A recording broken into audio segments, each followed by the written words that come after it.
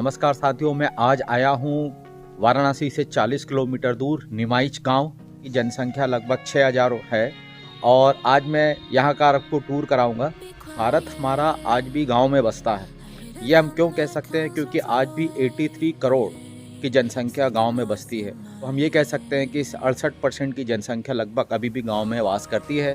मेरा गांव से विशेष लगाव है, तो मैंने सोचा कि चलिए आज हम एक किसी गांव पे जाते हैं जो छोटा गांव है, जिसकी पॉपुलेशन लगभग 10,000 से नीचे हो। तो मुझे एक ऐसे गांव में आने का सौभाग्य प्राप्त हुआ जिसकी जनसंख्या 6000 है। और चलिए आगे टूर करते हैं, मैं दिखाता हूँ इस गाँव का दृश्य। और साथियों, आशा है कि आपको आज का ब्लॉग काफ़ी पसंद आएगा। आपसे अनुरोध है कि ब्लॉग में आखिर तक बने रहें और यदि ब्लॉग पसंद आता है तो लाइक करें, शेयर करें। सबसे पहले साथियों, मैं एक यहाँ पर पीछे आपको मैं दिखा रहा हूँ, एक घर दिखाऊंगा जो कि काफ़ी पुराना है। कितने साल पुराना है, क्या है, वो अभी हम बात करेंगे इस बारे में। और साथ में एक कुआं है, ये भी कुआं भी दिख रहा है। कुआं भी उसी समय बना है जब ये पुराना घर बना है। तो साथियों, हम अपना टूर अभी प्रारंभ करते हैं। और सबसे पहले मैं आपको दिखाता हूँ, ये बहुत पुराना कुआं है और कुआं थोड़ा हाइट पे बना है। यदि आप देखेंगे तो थोड़ा हाइट पे बना है। उसका एक रीज़न ये है, मुझे बात करने पे पता चला कि बच्चे इस तक पहुँच ना पाएँ। और ये कुआं अभी प्रयोग में नहीं होता है, कि मैं आपको दिखाता हूँ। और ये पुली लगी हुई है पानी खींचने के लिए, और ये 4 इस तरह के पिलर लगे हुए हैं, ये देखिए। तो ये कुआं अभी प्रयोग में नहीं होता है। इसका कारण ये है कि अब गांव में भी सुविधाएं उपलब्ध हो गई हैं पानी की।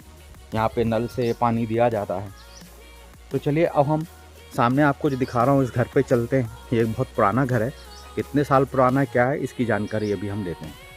साथियों, ये जो घर है जिसमें अभी हम अंदर प्रवेश करते हैं, ये घर 350 साल से ज़्यादा, 350-400 साल पुराना, एग्जैक्ट उनको भी पता नहीं है जिनका ये घर है, बट उनके दादाजी को भी इसका आइडिया नहीं था।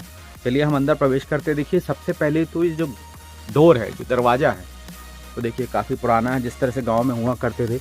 बड़े इसमें कोई रहता नहीं है, ये अभी खंडर के रूप में परिवर्तित हो गया है, क्योंकि जिनका ये मकान है उन्होंने अलग मकान बना लिया है, इसको धरोहर के रूप में रखा हुआ है।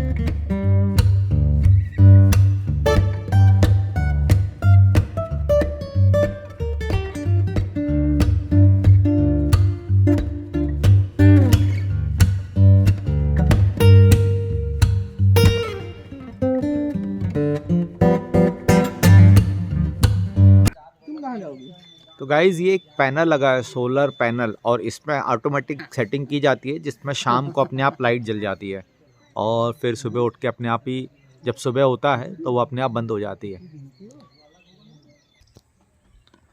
तो बंधुओं मैं आपको एक दिखा रहा हूँ इस गांव का पोखरा, और ये पोखरा है, और ये पोखरा उनका ही है जिनका मैंने अभी आपको बिल्डिंग दिखाया, हेरिटेज बिल्डिंग, और ये उनका ही पोखरा है और ये पूरा बना हुआ। चलिए तो आगे हम बढ़ते हैं, आपको खेत भी दिखाते हैं। तो साथियों चलिए अभी हम आगे बढ़ते हैं खेत की तरफ और दिखाते हैं कि क्या क्या वहाँ पर खेती की जा रही है, क्या क्या किस चीज़ की फसल कर रहे हैं। चलते रहो, आओ चलो। कितनी शांति है गांव में। गांव में तो शांति तो होती ही है, बहुत ही शांति है। चिड़ियों की आपको आवाज़ आ रही है।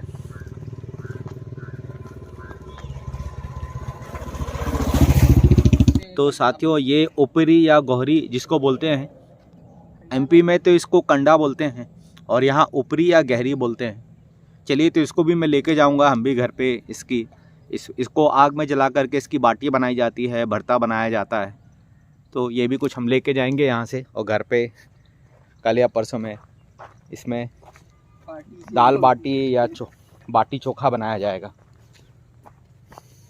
तो साथियों ये मैं आपको दिखा रहा हूँ, ये स्कूल है, प्राथमिक विद्यालय इस गांव का।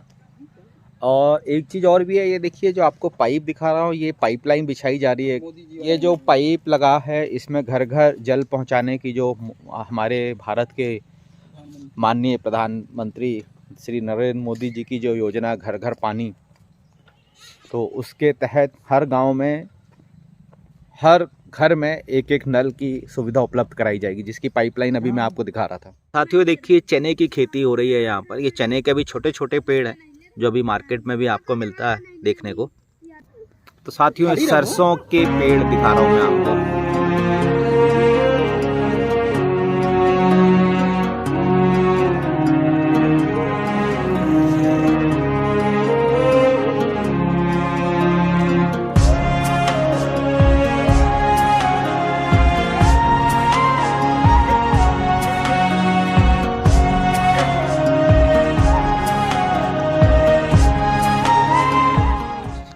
बंधुओं ये मटर के पेड़ हैं, अभी इसमें मटर की फली आई नहीं हुई है, तो ये बाद में आई थिंक इसकी बीज बोए हैं, तो अभी तक इसमें आए नहीं। हालांकि समय मटर काफ़ी आ रहे हैं मार्केट में, बट आगे देखते हैं यदि कुछ ऐसा पेड़ हमको मिलता है या कहीं आगे खेत में ऐसा मिलता है जहाँ पर मटर है तो वो भी मैं आपको दिखाता हूँ।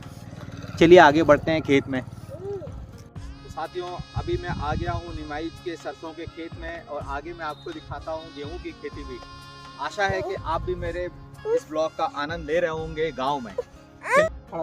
गाइस तो मैं जो आपको पौधे दिखा रहा हूँ ये आलू के हैं, और जिनको भी पता है तो मैं बता दूं कि आलू पेड़ के ऊपर नहीं उगता, आलू हमेशा पेड़ के नीचे होता है, ज़मीन में होता है। मैं कह चलिए आपको इस बारे में जानकारी भी दे दूं। आजकल बहुत से बच्चों को पता नहीं होता, तो उनके लिए तो ये बहुत महत्वपूर्ण जानकारी है। साथियों एक और रोचक जानकारी देता हूँ। मैं यहाँ पर आया हूँ, कुत्ते भौंक रहे हैं, मुझे उनको लग रहा है पता नहीं कौन आ गया है। ये देखिए आजकल के कुत्ते गांव में लोगों को आने नहीं देते। चलिए हम आगे दिखाते हैं आपको। वो दिख रहा है वो लहसुन है छोटा छोटा, मैं पास से भी जाके आपको दिखाता हूँ। तो ये साथियों जो पौधे दिखा रहा हूँ ये लहसुन के पौधे हैं। लहसुन भी आलू की तरह ज़मीन के नीचे होते हैं, और देखिए कितना सुंदर लग रहा है। तो मित्रों मैं आपको अब जो पौधे दिखा रहा हूँ ये गेहूं की खेती की जा रही है इसमें, और ये गेहूं के पौधे हैं, अभी बहुत छोटे हैं। जब ये बड़े होंगे तो इनमें ऊपर गेहूं आपको दिखेंगे। जनरली जो गेहूं की खेती है वो होली के बाद पकती है और उसके बाद उसकी फसल को काटा जाता है।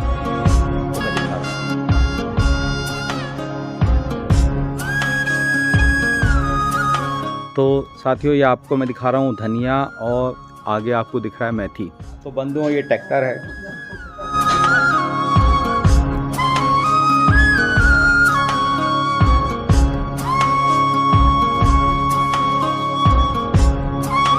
तो साथियों जो मैं आपको ऊपर वहाँ पे दिखा रहा हूँ वहाँ पर पानी की टंकी लगेगी, और उस पानी की टंकी से जो मैं आपको पाइप दिखा रहा था, रास्ते में भी दिखा रहा, ये देखिए पाइप भी आपको दिख रहा होगा। इस पाइप के माध्यम से हर घर में पानी की सुविधा उपलब्ध कराई जाएगी। चलो।